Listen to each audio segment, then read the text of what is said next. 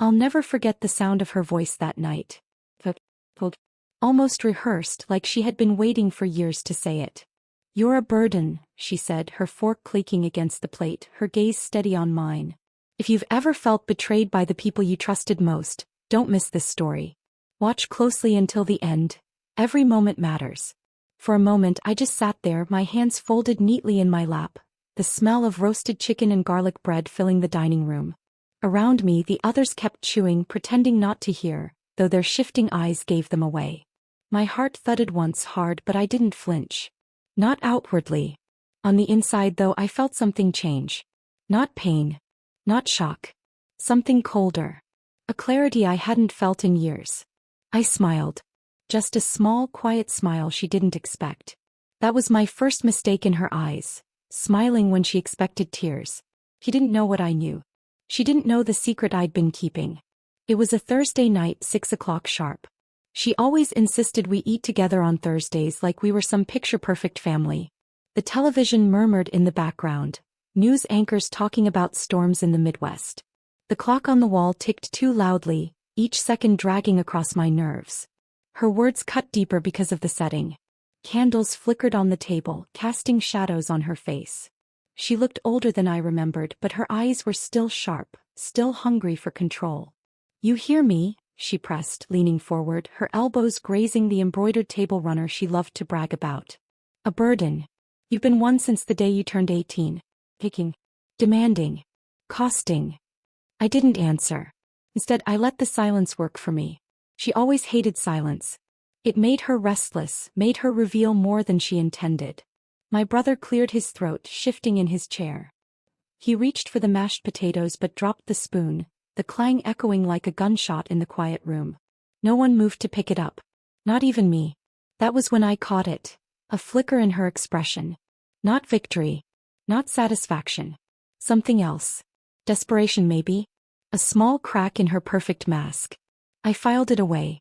I always noticed the small things and she always underestimated me for it. I took a sip of water, the glass trembling just slightly in my hand, but I steadied it before she could notice. Or maybe she did. She was the type to notice weakness, the type to feed off it. But I had something she didn't know. A piece of information, a hidden card I'd been waiting to play. And her insult only pushed me closer to using it. "You sit here like you belong," she continued, her voice rising just enough to make the candles quiver. "But you've done nothing to earn it. You cost me money. You cost me peace. You..." She stopped, maybe realizing she'd said too much in front of everyone. Or maybe she just wanted to savor the effect. The others avoided my eyes, busying themselves with food. The clink of silverware was the only sound. But I could feel their discomfort pressing in from all sides. They knew. They always knew. But they'd never say a word. Cowards, all of them. I straightened in my chair, my back no longer bent with the weight she tried to pile on me. My smile widened just enough for her to notice. Her face twitched. He hated that smile. "What's so funny?" she snapped. "Nothing," I said softly, my voice even. "Just thinking." That was enough. Her eyes narrowed. She knew I wasn't the type to laugh without reason. And for the first time that night she looked unsure. The clock ticked again. 7 minutes past 6. The garlic bread was getting cold, the butter stiffening. The small details stuck with me, like the way her ring tapped nervously against her wine glass, or how the youngest at the table had stopped chewing altogether, his eyes darting between us like a tennis match. I leaned back slightly, resting my hands on the chair's wooden arms. "Calm. Steady." Inside though my thoughts raced. Her words weren't just an insult. They were confirmation. Proof of everything I had suspected for years. Proof that her kindness was just a mask, her love nothing more than a transaction waiting to be collected. I thought back to the letters hidden in my drawer upstairs, the receipts I'd saved, the stories whispered by relatives who once swore loyalty to her. She had no idea how much I had collected, how much I knew. That was my secret advantage. The thing that kept me from breaking right there at the table. The smell of burnt edges from the casserole drifted in from the kitchen. She'd been distracted lately, her perfect routine slipping. I'd noticed. She thought no one did, but I always noticed. I lifted my eyes to meet hers again. She didn't blink.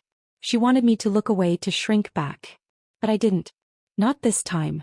"You'll regret that smile," she whispered, low enough that only I could hear. I tilted my head, studying her the way one studies a puzzle with a missing piece. Maybe, I said. Or maybe not. Her hand froze mid-air, fork suspended. That was the moment the unease fully set in, not for me but for her. The candles sputtered as if the air itself had turned heavier. My chest rose and fell steadily, but my pulse hammered so hard I could feel it in my throat. I wasn't afraid. Not anymore.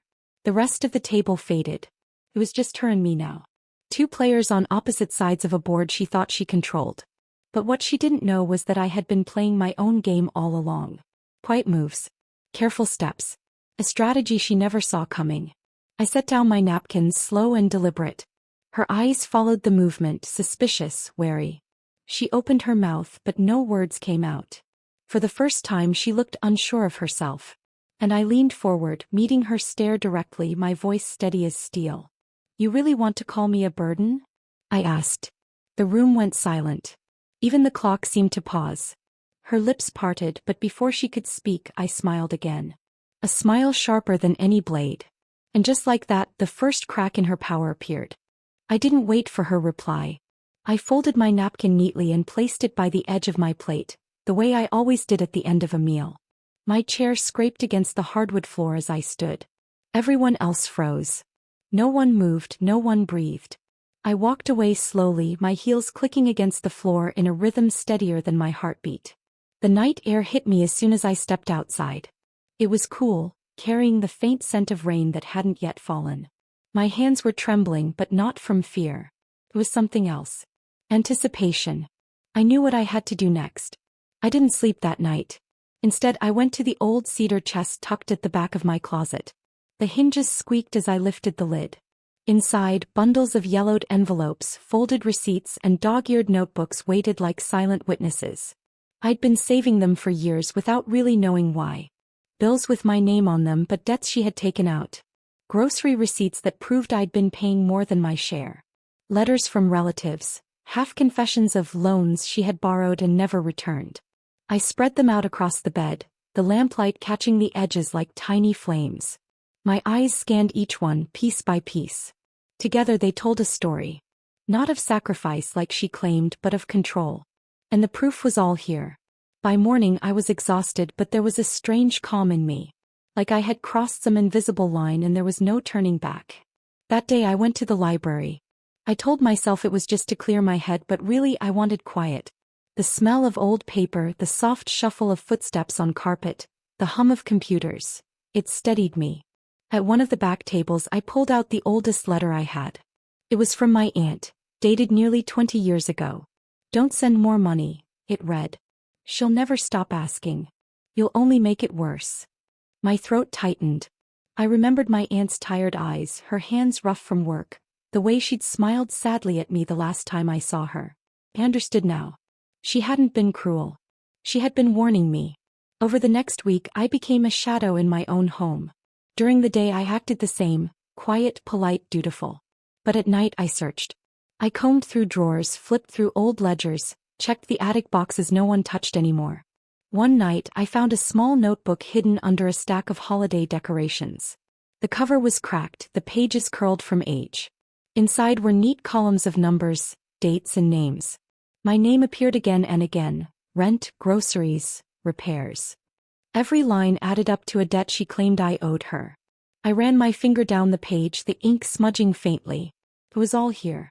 The system she had built carefully, deliberately, to make me believe I was less than, that I was always behind. My chest burned, but my hands were steady. Finally, I had more than memories. I had proof. But it wasn't enough. Not yet. One afternoon I called my cousin Mark.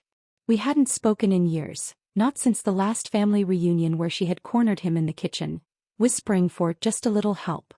He answered on the third ring, his voice wary. "Mark, it's me," I said. "Pause. What do you want?" I took a breath. "I need to ask, did she ever borrow money from you?" Silence stretched between us. Then a sigh. "More than once," he admitted. "She said it was for you. For school, for clothes. But I never saw proof." My stomach turned. She had used my name as a shield. My needs as her excuse. "Why didn't you say anything?" I asked, my voice shaking.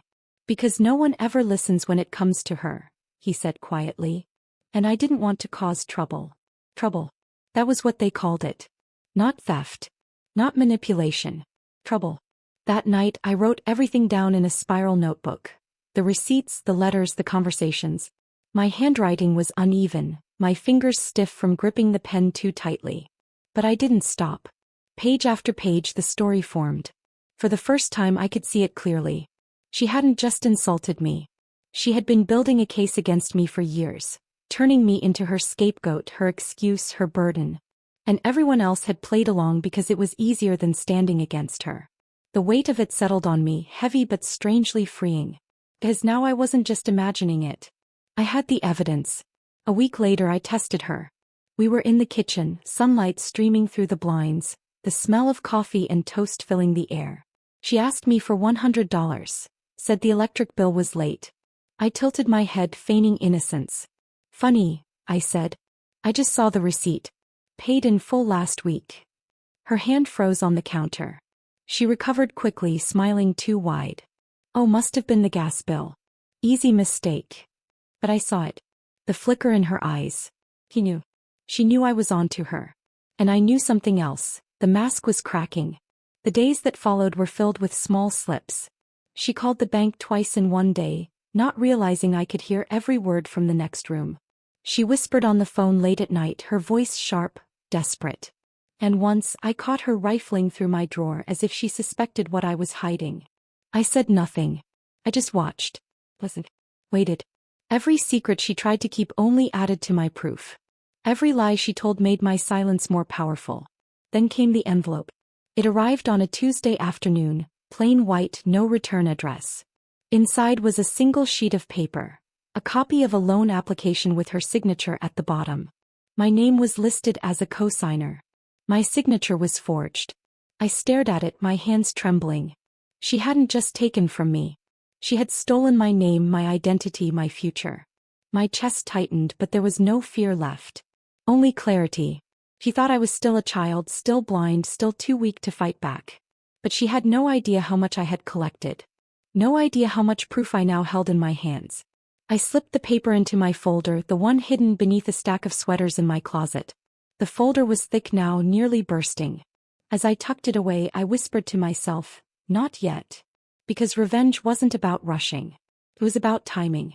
About patience. About waiting until the cracks were too wide for her to hide. And I was patient.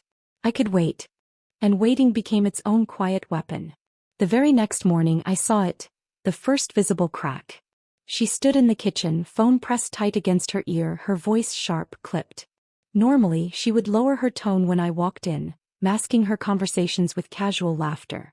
But this time she didn't notice me. She was too distracted, too desperate. No, I told you I'll have it by the end of the month, she hissed. Her hand shook as it tapped the counter in a frantic rhythm. Don't you dare threaten me. I always pay. Always. I leaned against the doorway, silent. The smell of burnt toast lingered in the air, a sharp contrast to her sugary words when she finally noticed me standing there. Her face softened instantly. Oh, didn't see you. He forced a laugh. Just a silly mix-up with the bank. But I had heard enough. The house felt different after that. Heavy. Charged, as if every wall held its breath. At church that Sunday the whispers began. Subtle at first, two women exchanging glances as she passed by, one of them biting her lip to keep from speaking. I watched from across the aisle, hymn book open in my lap, my voice steady as I sang the words she could no longer sing with conviction. After the service, an older neighbor, Mrs. Callahan, stopped me by the door. Her hands, always warm, pressed mine with unusual firmness. Be careful, dear, she whispered. Her eyes flicked toward my mother, who stood chatting too loudly with the pastor. Things have a way of unraveling when secrets come out. My stomach twisted. I wanted to ask what she meant, but she squeezed my hand once more and walked away before I could. That week the mask slipped further. She invited a neighbor for tea, her usual way of keeping up appearances. I stayed in the living room folding laundry, pretending not to listen. My daughter's been difficult lately, she said, her voice dripping with false sweetness. Unstable, really. I worry about her. I froze, a damp towel clutched in my hands. She smiles at the wrong times, my mother continued. Looks at me like she knows something. It's unsettling. The neighbor mumbled polite sympathy, but I heard the doubt in her tone. People were starting to notice the cracks. I folded the towel carefully, my fingers pressing hard into the fabric. If she wanted to paint me as unstable, she had no idea what kind of stability I had built in silence. By now the relatives had started to call. Whispers traveled faster than she realized.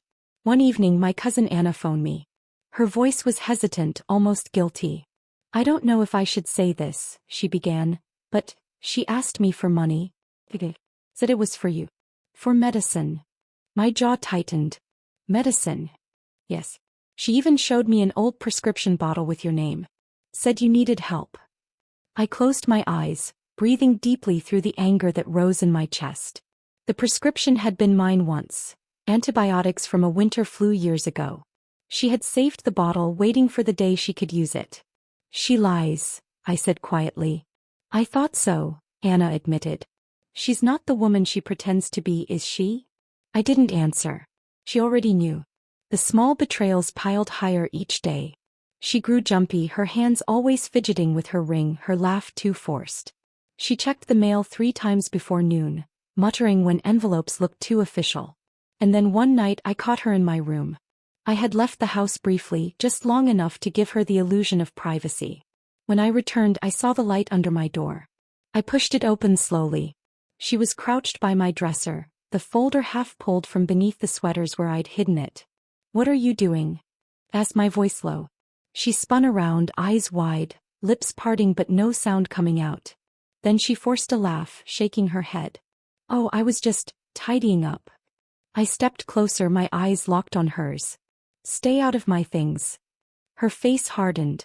Don't you use that tone with me. But I held her gaze. And for the first time she looked away first. After that night the tension thickened. Meals were quieter, conversations shorter. She tried to regain control, making jokes, telling stories too loudly. But the others noticed. At a family gathering, one of my uncles asked her about a loan she had never repaid. Her laugh was brittle, her hands clutching her glass too tightly. The question hung in the air long after the conversation shifted, leaving her smile strained.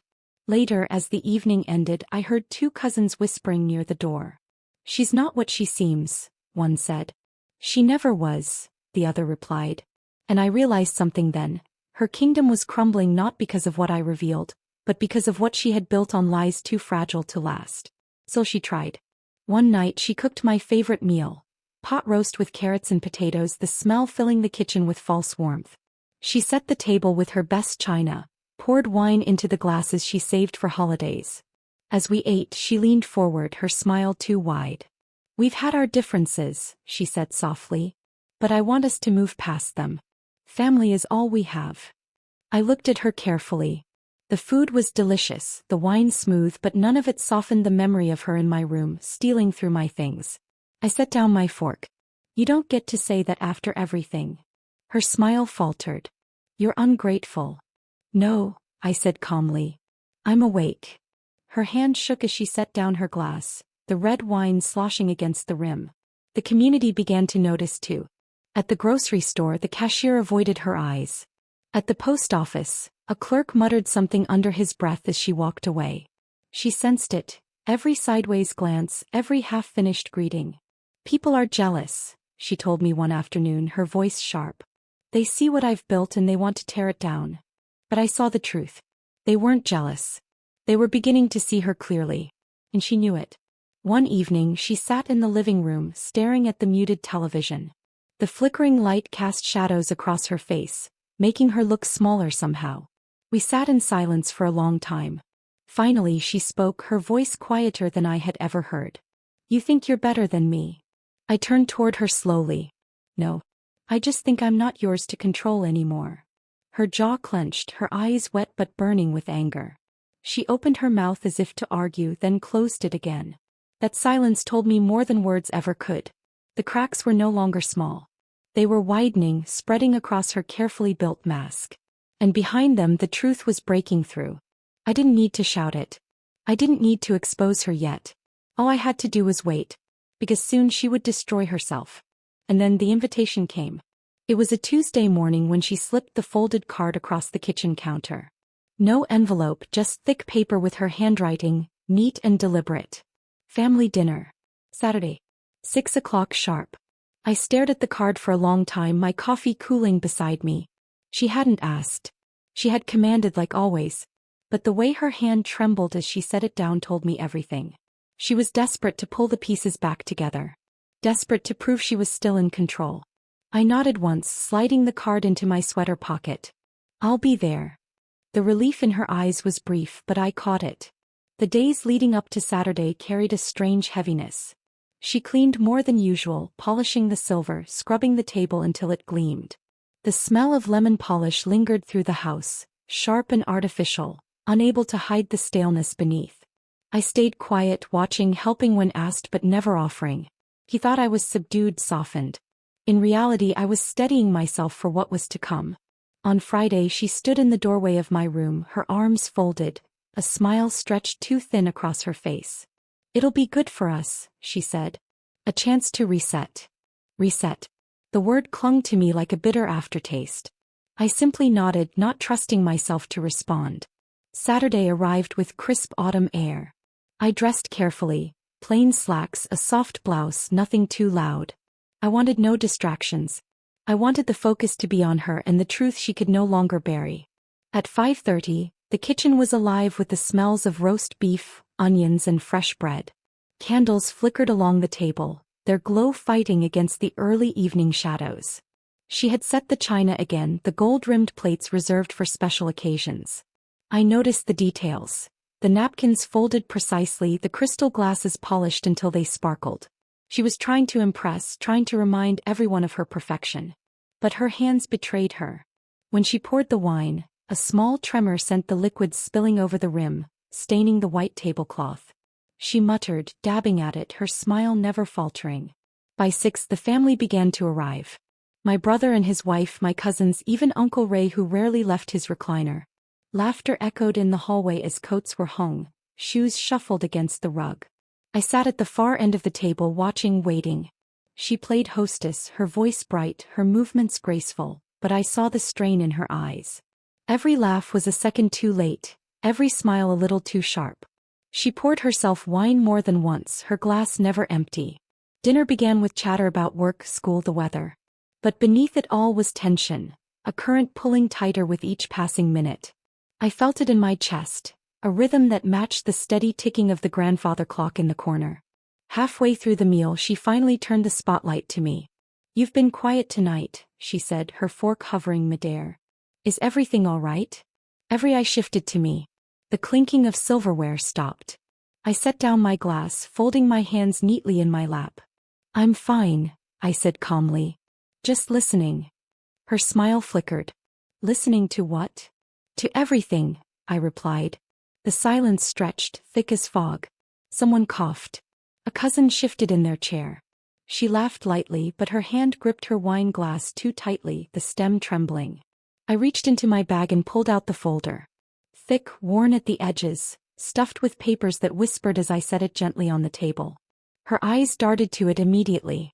"What's that?" she asked, her voice too steady. I slid it across the table, the sound loud against the wood. "Something you might want to see." She hesitated before pulling it closer. Her fingers trembled as she opened it, flipping through the pages. Receipts, letters, notes, the loan application with my forged signature. Her face drained of color. Her lips parted, but no words came. The family shifted uneasily, craning their necks to see. My brother leaned forward, his brows furrowed. "What is this?" he asked. She snapped the folder shut, forcing a smile. "Nothing. Just old papers. She doesn't know what she's talking about." I leaned forward, my voice quiet but steady. "Tell them the truth." Her eyes darted around the table, searching for support. But none came. Even Uncle Ray, usually half asleep by now, stared at her with narrowed eyes. "I don't know what she's implying," she said quickly, her words rushing together. "She's confused. Misled." "No," I said softly. "I'm awake." The room felt heavier with each passing second. The candles flickered wildly as if the air itself was unsteady. My pulse hammered in my ears, but my voice never shook. "You called me a burden," I continued, my eyes locked on hers. But you've been the one taking, using, hiding. Her hand slammed against the table, the sound sharp. That's enough. But it wasn't. Not for me. Not anymore. I leaned closer, my voice dropping so only she could hear. You raised me as a tenant. Tonight the contract ends. Her face froze. The words landed heavier than any shout could have. The table was silent. The only sound was the slow, steady tick of the clock. She looked at me, eyes wide, mouth slightly open. For once she had no script, no polished line to hide behind. I stood, pushing my chair back slowly. My legs felt steady, my chest calm. I smoothed the wrinkles in my blouse, my hands deliberate. And then, without another word, I turned and walked away from the table. The murmurs began as I reached the doorway. Relatives whispering, cousins shifting, voices rising in confusion and shock. I didn't look back. I could imagine her face, pale, lips trembling, hands clutching the folder she couldn't burn fast enough. I could picture the family's eyes turning toward her, questions spilling from their mouths, doubt creeping into their hearts. I didn't need to stay to watch it happen. The cracks in her mask had finally split wide open. The dinner she planned to prove her control had become the stage for her undoing. And that was enough for me. I didn't look back. The murmurs grew louder behind me as I stepped into the hallway, the glow of the dining room fading into shadows. My pulse was steady now, not racing like before. My hands no longer trembled. The air felt lighter, cooler, as if I had finally broken through a wall that had trapped me for years. But I could hear her voice, faint at first, rising above the others. She's lying. Don't listen to her. None of it's true. Her words cracked, desperate, strained. For the first time I heard fear in her voice. Not anger, not control. Fear. I paused by the front door, my coat draped over my arm. I could have kept walking. I should have. But something held me still. Not guilt. Not hesitation. Something sharper. The need for her to hear me one last time. I turned slowly and walked back toward the dining room. The conversations died instantly. All eyes turned to me. She was standing now, clutching the folder against her chest like a shield. Her face was pale, her eyes wide, her smile gone. Tell them, I said, my voice calm. Tell them what you've done. Her lips trembled. I don't know what you mean. I stepped closer, each footstep deliberate. The loans in my name. The money from Anna. The lies to Mark. The bills you claimed were mine but never were. Tell them. The room was silent except for the ticking of the grandfather clock. My brother shifted in his chair, his jaw tight. My uncle stared at her, his expression unreadable. She shook her head, her voice breaking. They won't believe you. But when I looked around, I saw it. The doubt in their faces, the unease in their eyes. They believed enough. I took the folder from her hands and opened it, spreading the papers across the table. Receipts, letters, the forged signature. One by one I slid them forward. See for yourselves, I said. Reluctantly, my brother reached for a page.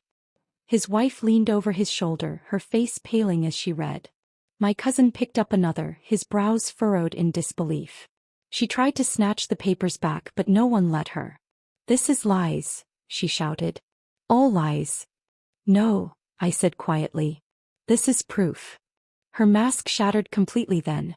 She dropped into her chair, her shoulders sagging, her face hollow. The woman who once commanded every room now looked small, fragile, almost unrecognizable. And I felt no pity. For years she had drained me, used me, made me believe I was less than nothing. Tonight the truth stood bare and she couldn't escape it. I leaned closer, lowering my voice so only she could hear. You thought you could erase me. But tonight I erased you. Her eyes filled with tears, but I didn't wait for them to fall. I stood tall, smoothing my blouse, and looked at the others. I'm done, I said simply. She doesn't own me anymore. No one spoke. They didn't need to. The silence was enough. I walked out of the room, my steps steady, my chest light. This time I didn't stop at the door. I opened it wide and stepped into the cool night air. The autumn breeze brushed against my face, carrying the faint scent of burning leaves from a neighbor's yard. The sky was dark, scattered with stars. I pulled my coat around me and walked down the path, each step taking me further from the house that had been my prison. 4 days after, the calls came. First from relatives, their voices uncertain. I didn't know, one cousin said softly. I'm sorry, another whispered. Then from neighbors their words edged with curiosity and shame. She asked us for money too, one admitted. We thought it was for you. Each call added to the weight of her undoing. She could deny me, but she couldn't deny them all. Eventually she stopped calling me. No more accusations. No more demands. Just silence. I began to live again. Small things at first. The joy of buying groceries without fear of her demands. The peace of walking in the park with no one waiting to criticize me when I returned. One afternoon I passed by the church. Mrs. Callahan smiled at me, her eyes warm. You look lighter, dear, she said. And I realized she was right. The weight I had carried for so long was gone. Not because she had lifted it, but because I had set it down. But I heard about her, of course. How the neighbors avoided her now, their smiles polite but distant. How relatives stopped answering her calls, weary of the lies. How her reputation, once untouchable, had rotted from the inside out. She still lived in that house, sitting at that same table, the china and crystal gathering dust. But the family dinners were over. The laughter, the chatter, the attention she thrived on. It had all vanished. She had built her life on control, and when control slipped from her grasp, she was left with nothing. One evening weeks later I walked past the house. The curtains were drawn, but I could see the faint flicker of a television inside. No voices. No company. Just her silhouette, hunched and alone. For a moment I stood there watching. Part of me wondered if I should feel something. Regret, sadness, pity. But I didn't. Because the truth was simple. She had carved her own emptiness. I walked home slowly, the autumn leaves crunching beneath my feet, the night air cool and clean. Inside, I lit a single candle and sat by the window, watching its flame dance. My chest felt lighter, my breath steady. Revenge hadn't been fire or fury. It hadn't been screaming or fighting. It had been silence. Proof. Patience. And in the end it left her hollow, not me.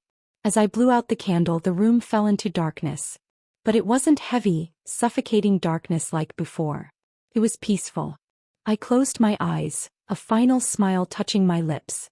She looked me in the eye and called me a burden, I whispered to the quiet. But now she carries the weight alone. And with that I slept soundly for the first time in years. Her punishment was not my rage but my absence, leaving her hollow in the very house she once ruled. If this story touched you, subscribe for more dark, emotional revenge stories. Every week we share powerful tales of betrayal, survival, and justice you won't forget.